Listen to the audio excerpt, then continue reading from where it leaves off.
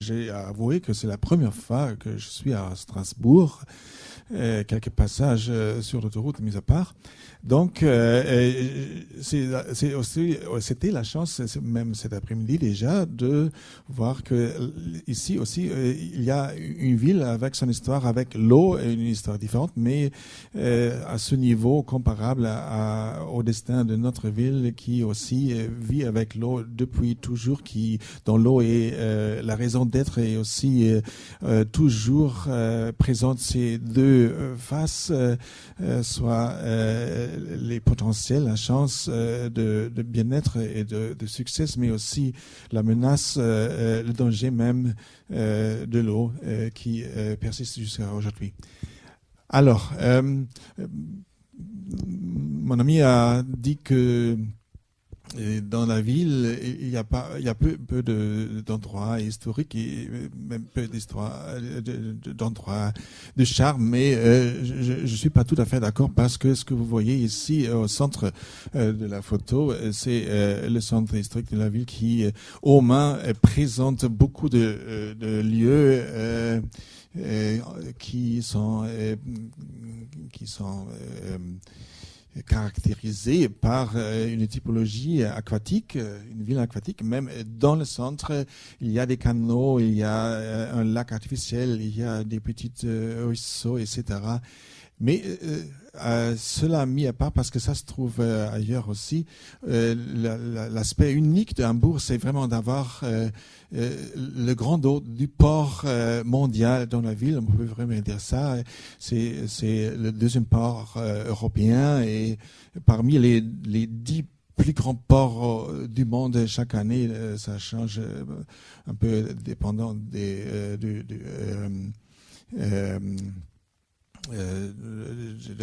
la somme de conteneurs qui a été transporté, mais de toute façon, il y a ce grand port, ce fort au cœur de la ville qui demande son respect, qui demande de l'espace, qui demande beaucoup de la ville, mais en même temps est la source de bien-être et de succès économique de la ville jusqu'à présent. Et si M. Franck a dit qu'aujourd'hui, il n'y a que quelques milles de personnes qui travaillent dans le port de la façon classique, il y a même toujours quelques 140 000 personnes qui, de façon indirecte, profitent du port, qui vivent du port, qui ont leur boulot relié au port. Alors toujours vraiment une grande somme de personnes qui est affectée par le développement du port, soit bien ou moins bien. Maintenant, non, c'est pas encore ça.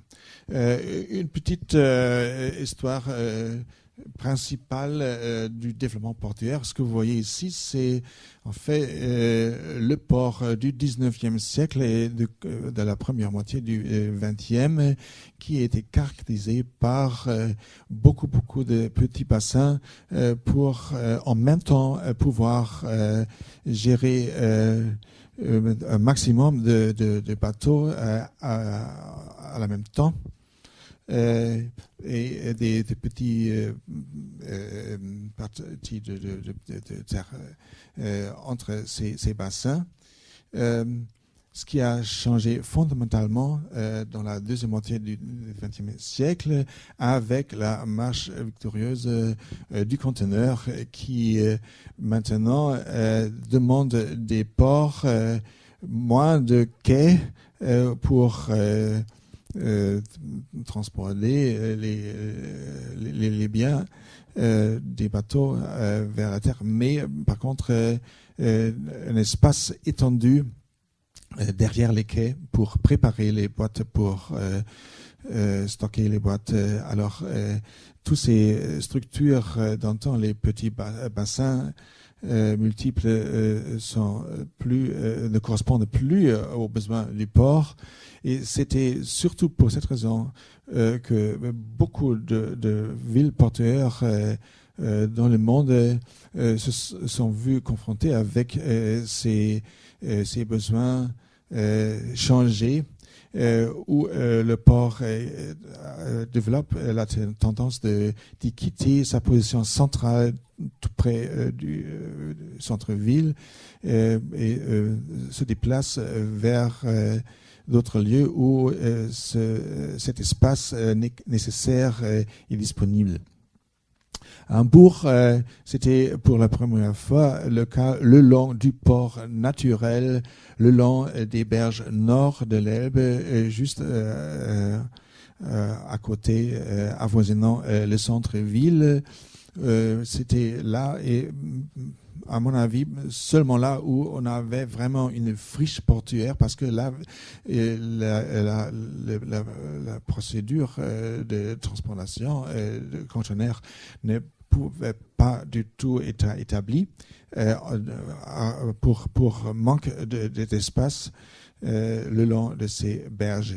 C'était donc là où, pour la première fois, un nouveau développement urbain devenait possible, et c'était aussi là où les premiers projets ont été réalisés depuis les années 80 du siècle passé, dans ce sens de réorientation de la ville vers l'eau, de la découverte des qualités d'avoir un développement maritime, un développement bord de l'eau, avec des projets mixtes, soit des bureaux qui étaient parmi les pionniers à découvrir ce charme de lieu, mais aussi avec des projets de logement,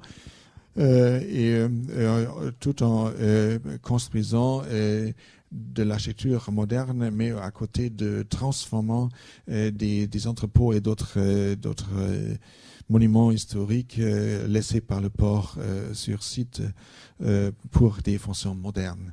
Le résultat est maintenant plus ou moins terminé et on l'appelle avec une certaine prouesse le collier de perles le long de l'Elbe, qui est à visiter maintenant, et je vous invite de le faire pour vous donner une impression personnelle comme on a réussi ou non avec cette opération de tourner la figure de la ville vers l'eau après des siècles où la ville a tourné le dos plutôt vers l'eau, comme M. Franck l'a expliqué. Vous voyez cela aussi pour la deuxième fois, mais il est important de voir que le port à l'époque était même assez fort pour prendre du territoire de la ville pour son développement, surtout dans le contexte de l'établissement de ce port franc. On n'a pas hésité à détruire les logements de quelques 20 000 personnes que vous voyez encore en eau existant pour établir le nouveau système des ports dans cette structure du port franc que vous voyez en bas. Et c'est juste cet endroit où, un siècle après, à peu près, on a décidé de déplacer le port vers l'ouest, là où il y a encore des réserves de terrain pour établir les nouveaux terminaux de conteneurs, et de transformer cette partie vraiment centrale comme une expansion du centre-ville connu sous le nom Hafen City. Et c'était une décision vraiment à faire, parce que le port n'aurait pas hésité de tout simplement remplir tous ces bassins d'eau que vous voyez toujours ici, qui donneront et déjà donnent ce charme spécifique au quartier nouveau, et pour créer un espace compacte qui suit les besoins d'un terminal à conteneurs en face de la ville. Donc menacé par ce développement, parce que au contraire du port naturel le long de l'Elbe, ici on aurait eu la possibilité de transformer cette partie portuaire en terminal conteneurisé. La ville a réagi à payer le port un nouveau terminal vers l'ouest et à regagner, après un siècle, cette partie urbaine pour la transformer en un quartier nouveau, comme pas mal d'entre vous vont le connaître. Après avoir conçu la Hafen City et même démarré la construction, il y avait la chance de gagner les Jeux olympiques de 2012 à Hambourg en 2002, et c'était à cette occasion qu'on a fait des projets comment établir les grands stades, les grandes halles, etc. dans la ville, et le principe c'était avoir les Jeux dans la ville et même dans une partie portuaire en face de la ville, en face de la Hafen City, au berge sud de l'Elbe. C'était donc pour la première fois qu'on a vraiment osé d'entrer dans une partie portuaire qui n'était pas friche, qui n'est toujours pas friche, mais qui pourrait servir à des fonctions supérieures dans l'intérêt de la ville. Et comme vous l'avez entendu, finalement, la ville a la possibilité de décider comme ça si elle le veut vraiment, même contre le port. C'était donc pour les Jeux, c'était important, assez important pour proposer cela. Comme vous le savez, les Jeux sont allés à Londres, mais cette première vision des potentialités qui sont à découvrir sur ce terrain sud de centre-ville existait depuis et ont été dans les têtes au moins des urbanistes depuis.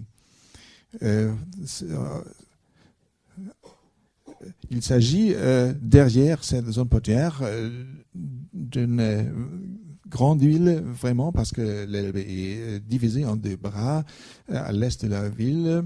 Comme vous le voyez sur cette vue aérienne, cette très grande île, la plus grande île fluviale en Europe, en effet, est couverte par un tiers par le port et de l'autre tiers par un quartier assez jeune, fondé au 19e plus ou moins pour héberger les ouvriers du port, mais un quartier difficile, négligé, et donc pas dans la perception des urbanistes comme un potentiel de développement urbain. Et ça a changé fondamentalement au moment où on a commencé à s'adresser vers ce terrain, à percevoir ses qualités, soit les qualités des sites bord de l'eau qui se trouvent là aussi, soit aussi la proximité du verre, le paysage beau qui aussi existe sur ce terrain du passé rural de ce terrain. Et c'était alors en 2003 qu'on a organisé avec les habitants de cette région qui est déjà habitée par quelques 50 000 personnes, mais qui n'est pas beaucoup pour une partie tellement grande de la ville. Alors, avec les résidents, avec des architectes internationaux, avec nos collègues, etc., on a réalisé cet atelier d'idées, cet atelier de vision pour cette partie de la ville qui, évidemment, contient beaucoup de potentiel de développement si l'on le veut. Finalement, on a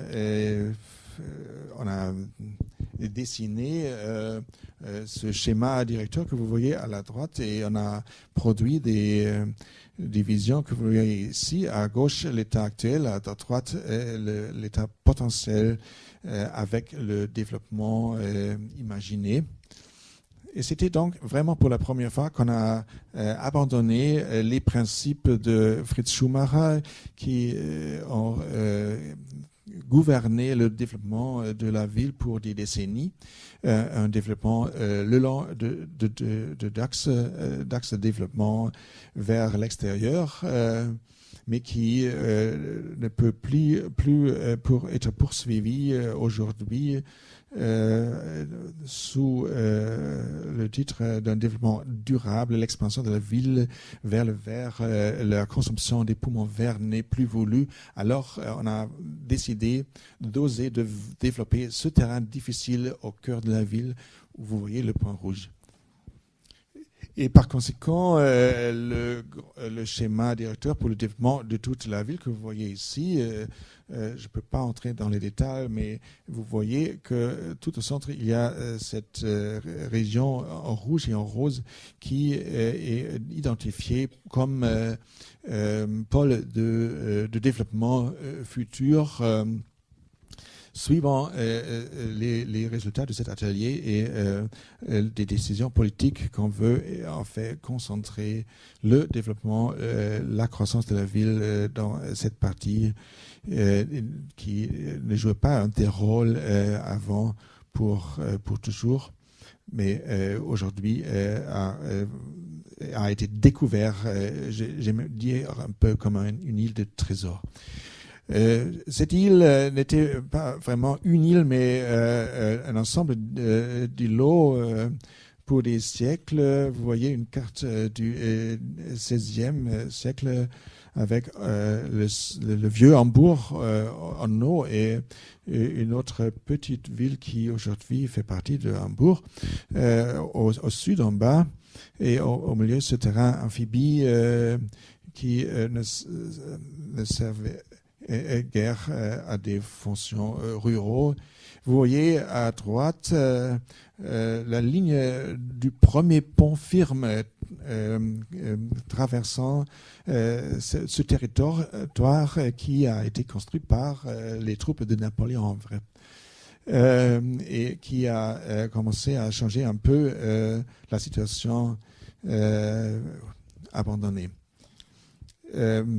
Mais comme je l'ai déjà mentionné, les menaces de l'eau persistent et en 1962, dans une nuit de tempête avec une marée extrêmement haute, une digue s'est cassée, quelques 300 personnes se sont noyées et une expérience traumatique s'est passée donc pour ce quartier qui ensuite a été quitté par beaucoup de résidents et qui a été premièrement l'objet de mesures du type de grand ensemble de HLM concentré pour regagner de la population, mais qui a seulement attiré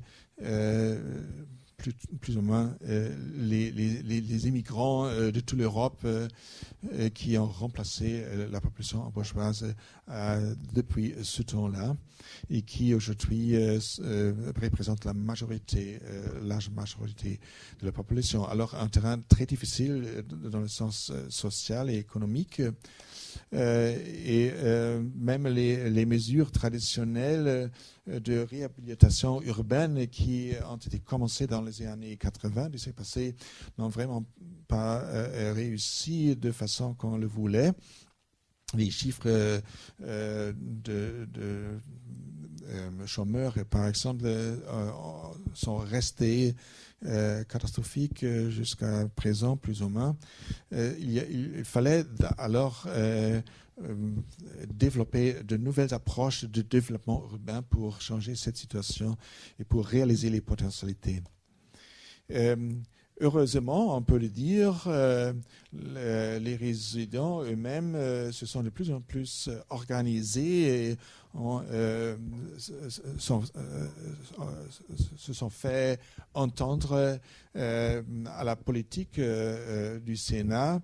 On a réclamé des objectifs stratégiques positifs qui excèdent les mesures de réhabilitation urbaine.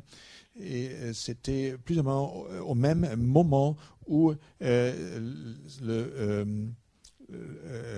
l'atelier international pour identifier les potentiels de développement et de croissance dans ces territoires avait lieu. Donc, on a eu la chance de combiner les deux énergies, l'énergie locale et avec les objectifs de développement de la politique centrale. Mais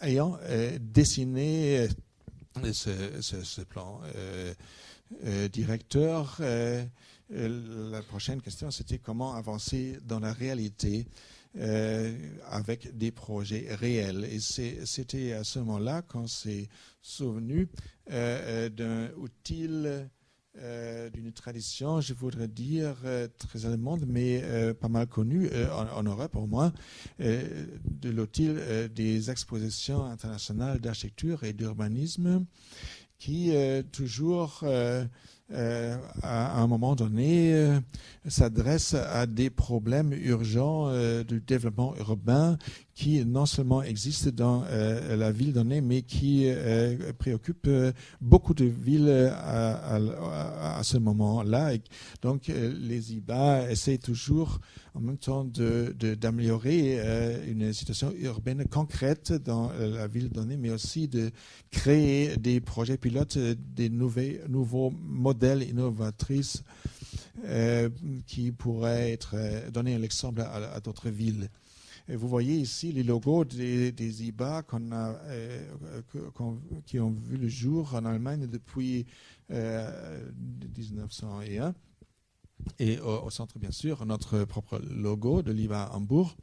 Et je vais raccourcir cette explication.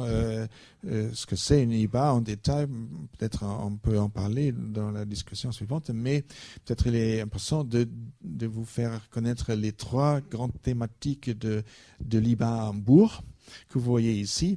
Il y a, bien sûr, en vue surtout de la population sur ce territoire que j'ai décrit, le défi d'intégrer mieux la population cosmopolite, même de profiter de cette multiplicité de cultures et d'expériences pour le bien de la ville.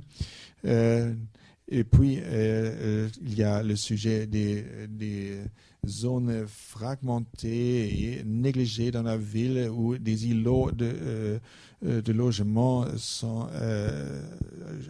trouvent à côté des sites industriels, sont séparés l'un de l'autre par des infrastructures lourdes, du trafic, etc. Vous connaissez tous ces zones qui se trouvent surtout autour de la partie centrale des grandes villes, mais dans notre cas, se trouve même au cœur de la ville grâce à cette topographie extraordinaire.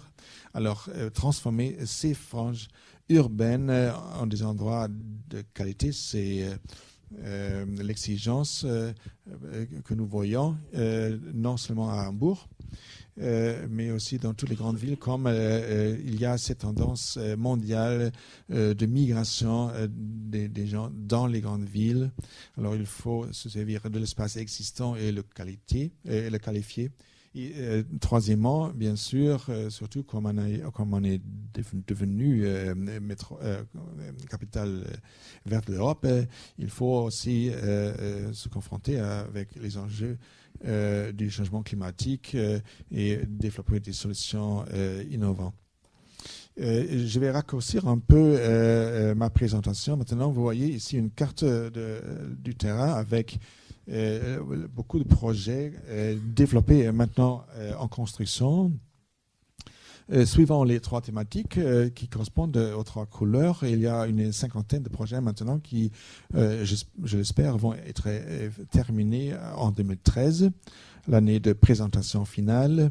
Et il y a tout au centre du territoire aussi en préparation un grand parc qui va héberger une exposition internationale de jardins dans la même année 2013 et va contribuer à ces mesures et à ce développement vers un futur meilleur de cet endroit parce qu'il donne aussi de la qualité de vie aux résidents qui n'existent pas encore au moment.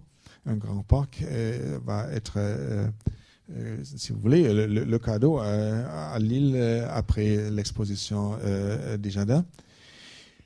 Mais il faut toujours se rendre compte que cette IBA, comme un État extraordinaire, un laboratoire dans la réalité de développement urbain, va se terminer en 2013. Mais la stratégie du saut par-dessus l'Elbe a être continuée. Encore pour des années, profitant des effets mobilisants de l'IBA, profitant du changement d'image, profitant de l'attention publique qui n'existait pas avant pour cette partie de la ville. Mais il y a toujours un long chemin à aller, à marcher après 2013. Et tout cela en vue, j'arrive à la fin de la présentation, en vue des risques de l'eau toujours existants et même peut-être